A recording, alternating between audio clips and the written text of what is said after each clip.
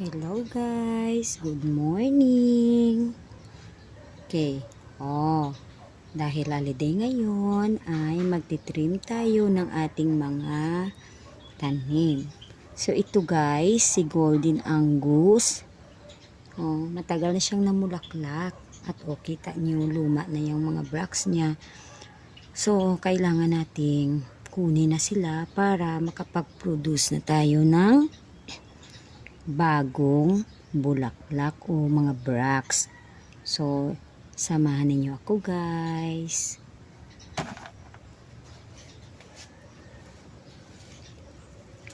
So, kailangan nating putulin itong mga luma para sisibol yung mga bagong bracts nito. So, ito guys, kita ninyo, parang matamlay na. So, para na bumalik yung mga sigla ng mga dahon at makaproduce ulit ng mga bagong bracts. So, kailangan natin ay tanggalin ito. So, tanggalin yung mga luma na. Para na tuloy-tuloy ang kanyang pamumulaklak.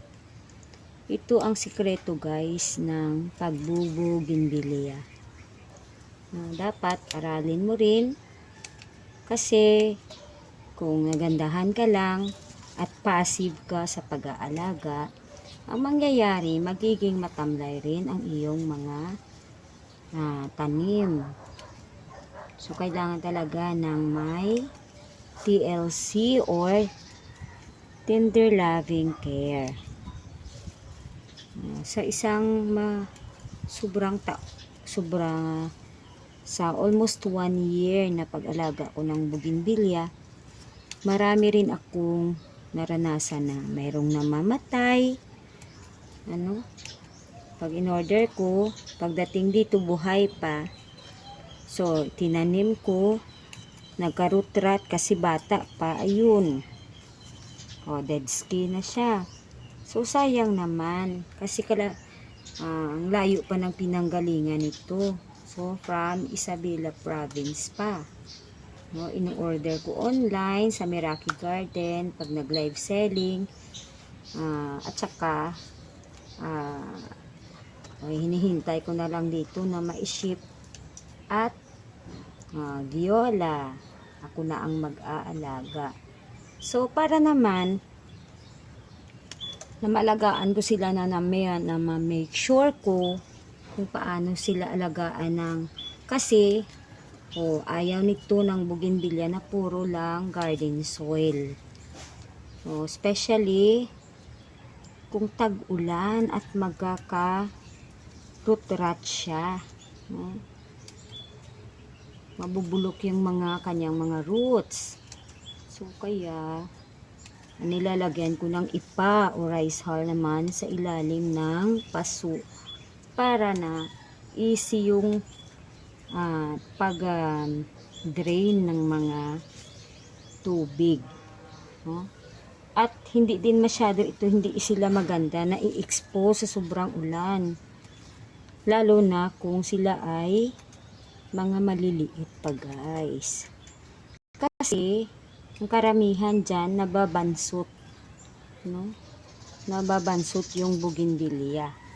Siguro naman kahit anong halaman, kahit na tao pag sobrang lamig nakakabansot tulad ko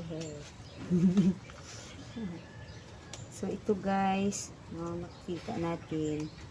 Tapos pag nito, hindi ko natatanggalin yung mga stem, itong mga stem na existing.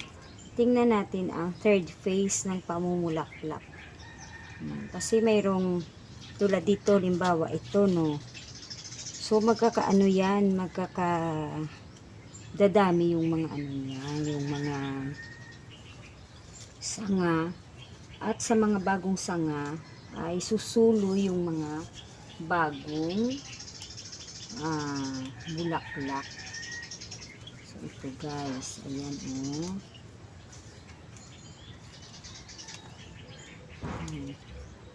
So, si Angus Gold or si Golden Angus, ang maganda dito ay contrasting yung kulay ng dahon niya kasi nag-yellow ito. Ganon dia at saka yung itong parang pink na bulaklak. Eh, siguro magdodonate ako pag sino ang gustong magpakasal at marami akong yung bang inilalagay sa basket ng mga flowers. Marami ako dito. Ganyan-ganyan lang. Diba sa simbahan. Pag tag-ulan, namumulaklak din ang mga bougainvillea. Kaso hindi katulad ng tag-init. Kasi kung tag-init na, ano na siya. So, at saka para maano rin guys, para hindi na humaba tulad nito, tinatanggal ko yung yung pinakadulo ng sanga. Na kung ayaw mo na kung gusto mo na yun yun ang shape niya, yun ang kakapal niya. So, tanggalin mo na lang yung dulo para na mag-concentrate na siya, hindi na siya hahaba guys. So, kasi pag pinabayaan mo, ito halimbawa dito, yung talbos niya, namulaklak na. Pagkatapos mamulaklak, magkukontinue yan ng paghaba. So, maganda naman yan kung gusto mo naman na maglagay ng parang hanging plant ba. Yung parang hanging bougainvillea. Para din naman na tuloy-tuloy yung paghaba niya. At kung gusto mo na ilagay sa mataas na lalagyan. So, yun guys.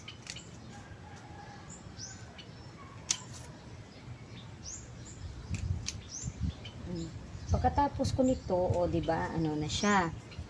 Wala na siyang bulaklak. Yun naman ang time na dapat siya lagyan ng fertilizer at diligan. Pero medyo basa yung yung lupa niya. Kaya hindi muna, siguro pag natuyo na.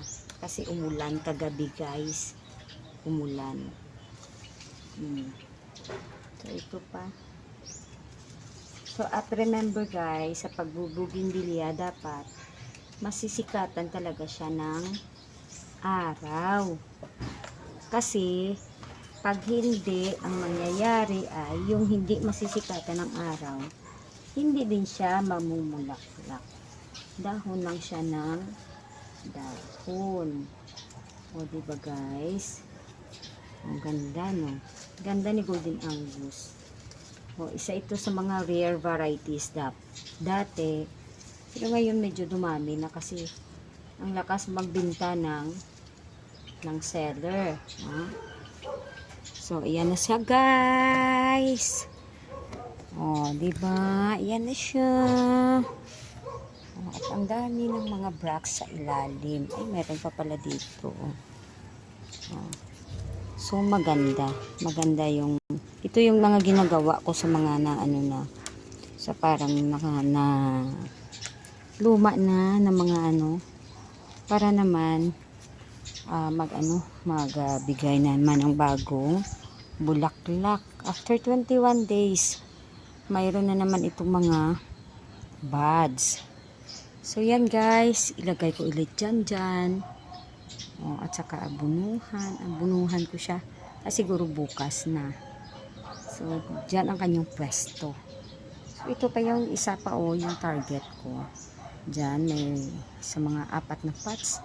Lalagyan dyan.